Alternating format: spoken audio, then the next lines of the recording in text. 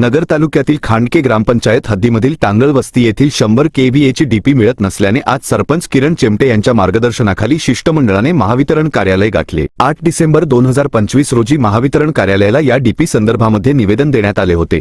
त्यावेळी महावितरण कार्यालयाकडून 2 दिवसामध्ये 100 केव्हीएची डीपी बसवून देतो असे सांगण्यात आले। मात्र आज 8 दिवस होऊन सुद्धा डीपी देण्यात आलेली नाही। यामुळे शेतकऱ्यांचे मोठ्या प्रमाणात पिकांचे नुकसान झालेले आहे। तरी आपण आम्हाला 2 दिवसात डीपी उपलब्ध करून द्यावी, अन्यथा महावितरण कार्यालयामध्ये ठिय्या आंदोलन करण्यात येईल असा इशारा खांडके ग्रामपंचायतच्या वतीने देण्यात आला। तसेच खांडके येथील 3 फेज गावठाण डीपी स्थलांतरित करण्याबाबतही यावेळी निवेदन देण्यात आले। या शिष्टमंडळामध्ये सरपंच किरण चेमटे, माजी सरपंच सुखदेव टांगळ, अशोक राठोड, रावसाहेब साबळे, भगवान ठोंबे, रियाज शेख, राजेंद्र चव्हाण, चेअरमन बाबासाहेब चेमटे, रामेश्वर टांगळ, नवनाथ टांगळ, मच्छिंद्र टांगळ, संजय चव्हाण, एकनाथ साबळे, विजय साबळे, भाऊसाहेब ठोंबरे व गावकरी उपस्थित होते। यावेळी सरपंच किरण चेमटे यांनी आपली भूमिका नगर संघर्ष शी बोलताना स्पष्ट केली।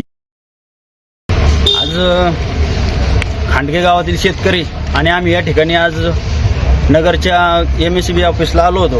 येण्याचं कारण एवढंच होतं की खांडके गावातील एक टांगळमाळ्याची डीपी 1-1.5 महिन्यापूर्वी जळाली होती। जळाल्याच्या नंतर त्यांना वारंवार फोन करून वारंवार येऊन भेटून त्यांनी जवळपास 20 दिवसांनी ती डीपी आणून बसवली। पण ती आणून बसवलेली डीपी पण फॉल्टी निघली। ती ज्या दिवशी आणून बसवली त्याच्या दुसऱ्या दिवशी ती परत जळून गेली। एका पण शेतकऱ्याच्या मोटर चालल्या नाही। तर शेतकरी एवढे हवालदिल झालते की एवढं वातावरण खराब होतं, कांद्याचं पीक असन, एवढा कांद्याला खर्च केला, त्याच्यानंतर त्या कांद्याला तेव्हा बाजार नव्हता, लोकांनी बाजार नव्हता, असं तसं पीक आणलं, त्याला पाणी द्यायला डीपी जळालेली। जवळपास 20 दिवस डीपी जळाली। 20 दिवस जर कांद्याला पाणी नाही भेटलं तर ते कांदे खराब झाले। त्याच्यानंतर 20 दिवसांनी डीपी आणून बसवली, ती पण फॉल्टीच निघली। त्याच्यानंतर आम्ही येऊन निवेदन दिलं, त्याला पण 8-9 दिवस झाले। आज त्यांनी काय ती डीपी परत आणलीच नाही। त्यासाठी आज आम्ही निवेदन देण्यासाठी इथं आलो होतो। अतिशय अंत पाहण्याचं काम या ठिकाणी अधिकाऱ्यांकडून होतं असं आम्हाला वाटते। कारण जर शेतकरी एवढं खर्च करतात, वातावरण खराब आहे, पीक येत नाही, अशी तशी त्यांनी बिबट्याचं एवढं भीती असताना शेतकरी रात्रीचं पाणी धरत होते। आम्ही दिवसाची लाईट करण्यासाठी निवेदन दिलं, लाईट दिवसाची केली, एवढं ते अंत पाहतात शेतकऱ्यांच्या। दिवसाची लाईट केली तर आपले पाणी धरणं एवढं कमी दाबाची लाईट ते त्या ठिकाणी सोडतायत। काय त्या अधिकाऱ्यांना बोलावं, शेतकरी कोणत्या भाषेत त्यांना बोलावं अशी परिस्थिती या ठिकाणी निर्माण झालेली आहे। जर आता लाईटच जर अशी चालू राहिली तर आम्ही पुन्हा मागणी करणार की पहिली होती तशी आमचे शेतकरी मरायला तयार आहेत। एवढा खर्च त्यांनी केलेला पिकाला, त्याच्यामुळे ते म्हणले रात्रीची लाईट असेल तरी काय अडचण नाही। एवढे कमी दाबाने त्यांनी आज या ठिकाणी लाईट सोडतायत।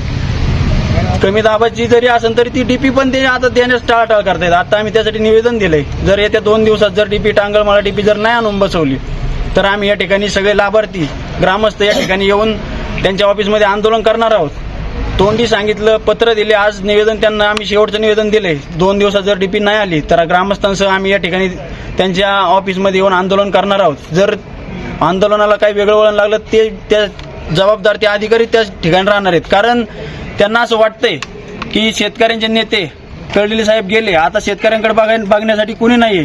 पण त्यांना एकच सांगतो की जर शेतकऱ्यांसाठी बघणारं कोणी नसेल तर साहेब जरी गेले असतील तरी आम्ही साहेबांच्या हाताखाली तयार झालेले कार्यकर्ता आहोत। जर ती डीपी 2 दिवसात नाही आली तरी त्यांनी अक्षयदादांकडे आम्ही अजून गेलो नाही।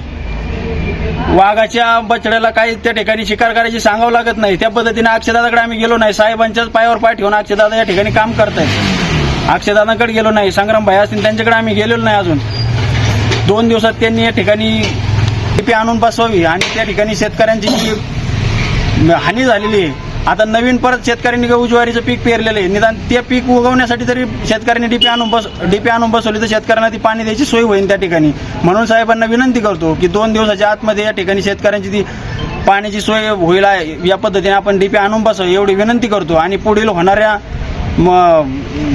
जो काही शेतकऱ्यांचं आंदोलनास वेगळं वळण लागलं तर त्याला आपण जबाबदार आहात, ते टाळण्यासाठी आपण 2 दिवसात डीपी आणून बसवावी ही विनंती करतो। त्याचबरोबर गावठाणमध्ये एक आमची जुनी डीपी होती 3 फेजची, त्या ठिकाणी त्या डीपीचा सपोर्ट ताण घराच्या जवळच आहे। तर तो घराच्या जवळ असल्यामुळं ती डीपीत कधी शॉर्ट सर्किट झालं तर त्या तानात करंट उठतो. त्या ठिकाणी तानात करंट उतरल्यामुळं आमच्या व्यक्तीला तिथं शॉक पण बसलेला आहे. त्याच्यामुळे आम्ही साहेबांना पत्र दिलेलं आहे, आता विनंती केलेली आहे की ती डीपी या ठिकाणी आम्हाला शिफ्ट करायची. पण साहेबांनी सांगितलं की त्या शिफ्ट करण्यासाठी आमच्याकडे कोणताही निधी उपलब्ध नाही.